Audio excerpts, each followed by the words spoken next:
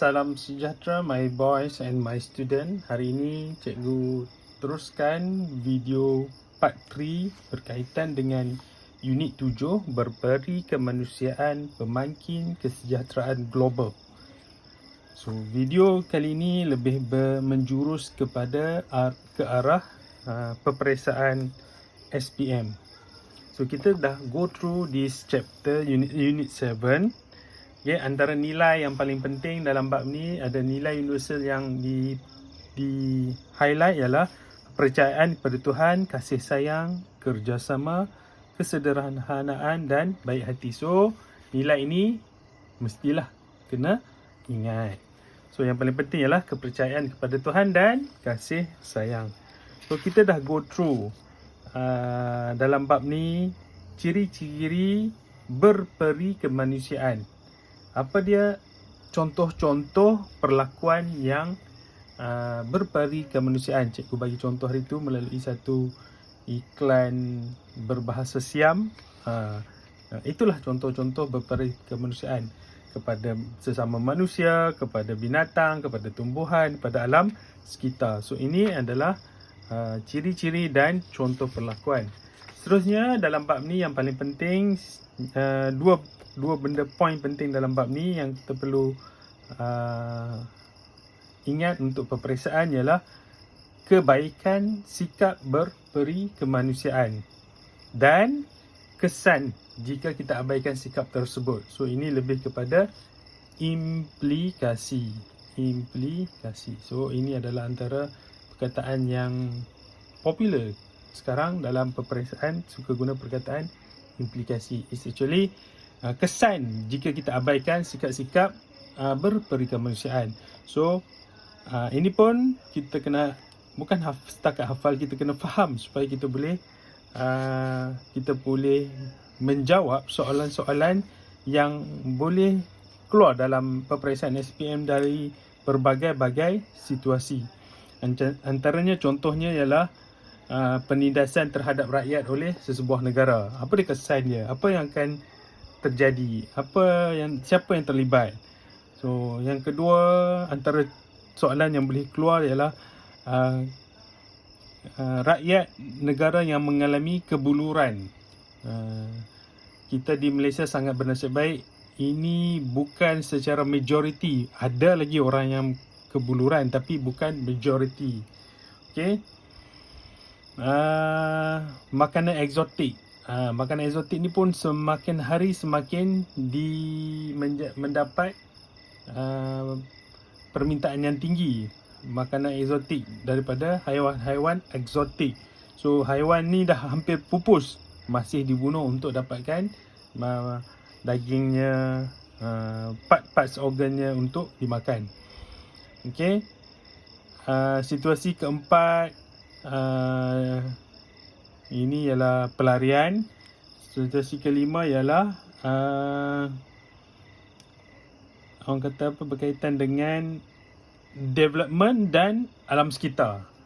Pembangunan dan alam sekitar. Macam mana kita nak develop suatu tempat tapi kita nak mengekalkan flora dan fauna yang ada pada kawasan tersebut. Jika kita lihat di apa yang berlaku di tempat kita di Taiping ini, banyak bukit-bukit telah diratakan, banyak hutan yang telah gondol sesuka hati tanpa memikirkan kesan jangka panjang, terutama dari segi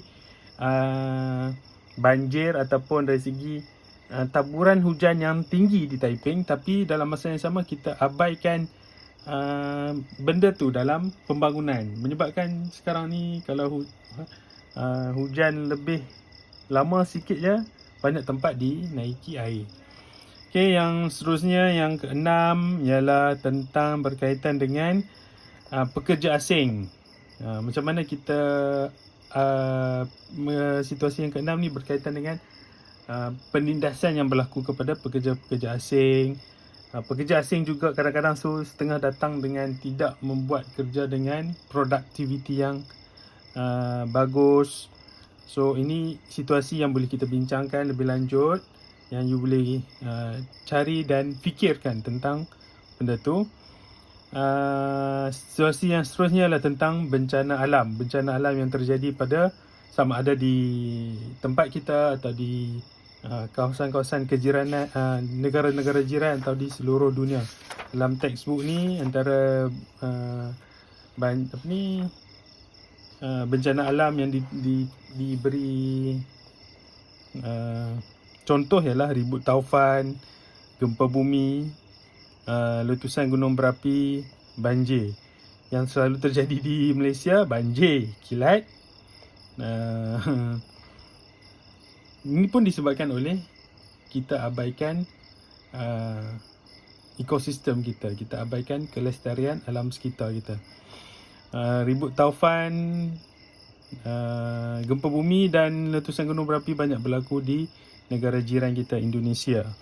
So, dalam bab ni juga dia ada bagi dalam textbook juga ada bagi contoh-contoh membantu mangsa pelarian. Yang ni binatang-binatang yang semakin pupus ditangkap untuk dimakan. Penderaan kanak-kanak masih berlaku lagi dalam dunia hari ini. Seterusnya dalam bab ini juga ada beri tentang isu kemiskinan. So, dua bantuan yang kita boleh beri ialah bantuan fizikal dan bantuan lain. Bantuan fizikal dari segi makanan dan minuman serta tempat tinggal. Bantuan lain dari segi sokongan moral, sokongan psikologi ataupun education. Cikgu tertarik dengan dilema moral yang boleh menjadi soalan juga dalam peperiksaan. Anda pegawai perubatan, that means doktor lah, yang terlibat dalam misi kemanusiaan di luar negara. Semasa menjalankan tugas, anda mendapat berita bahawa keluarga anda terlibat dalam kemalangan di tanah air. Let's say keluarga terdekat, mungkin isteri atau anak. Apakah tindakan yang patut anda lakukan? Justifikasikan tindakan anda. So, kalau soalan macam ni keluar dalam exam, ada 2 points yang perlu you highlight. Pertama ialah apakah tindakan, what you will do. Secondly, justifikasikan tindakan anda. What is justifikasikan? Justifikasikan you make in English we call it make justification. Why? Mengapa you ambil tindakan tersebut? So, dalam soalan ni, apa tindakan yang you ambil? Mengapa you ambil? So, kalau you seorang doktor terlibat dengan misi di luar negara, so kalau apa yang terjadi, keluarga you accident, adakah you akan tinggalkan misi tersebut? You boleh bagi tahu kenapa you tinggalkan, pun tak jadi masalah. Atau you boleh terangkan, saya akan cuba kontak rakan atau kenalan rapat di tanah air, minta tolong bantuan daripada jiran-jiran atau sanak saudara yang berada di sini. Kemudian ambil tahu tentang keadaan yang terjadi kepada status ataupun condition severe ataupun tidak, ataupun terlalu teruk, ataupun masih boleh ada harapan yang besar untuk sembuh. So, adakah you akan tinggalkan? Of course, kalau benda tu tak kritikal, you boleh untuk minta tolong daripada kawan-kawan atau saudara mara di Malaysia di sini untuk bantu keluarga you. Of course, when you pergi tolong orang di luar negara, mesti akan ada orang akan sanggup tolong you A to Z, everything akan tolong you. Sama ada orang yang terlibat dalam kemalangan, benda yang terlibat dalam kemalangan, polis atau bomba, semuanya akan cuba memudahkan urusan you. So, kalau tak severe, tak teruk sangat, so you akan teruskan misi dan minta tolong kawan-kawan lain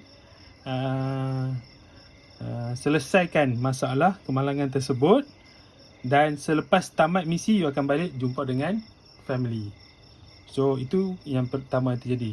Tapi sekiranya benda tu sangat teruk, sangat kritikal, you ada option untuk tinggalkan misi tersebut, balik segera ke tanah air untuk uruskan atau berjumpa dengan family members yang terlibat dalam kemalangan. So itu antara contoh yang boleh keluar dalam peperiksaan. Okay. And then page 99, you akan tengok ini berperi kemanusiaan kepada alam sekitar. Pembakaran hutan ni terjadi di, kalau tengok ni negara apa ni yang ada kangaroo, Australia. So ini pernah terjadi pembakaran hutan yang hampir seluruh negara atau kepulauan di Australia tu terbakar. So inilah yang terjadi jika kita abaikan sikap berperi kemanusiaan kepada alam sekitar. Di Malaysia pun kita dah ada tempat khas untuk membantu ni binatang-binatang ni, kawan-kawan besar ni, untuk terus hidup di negara kita.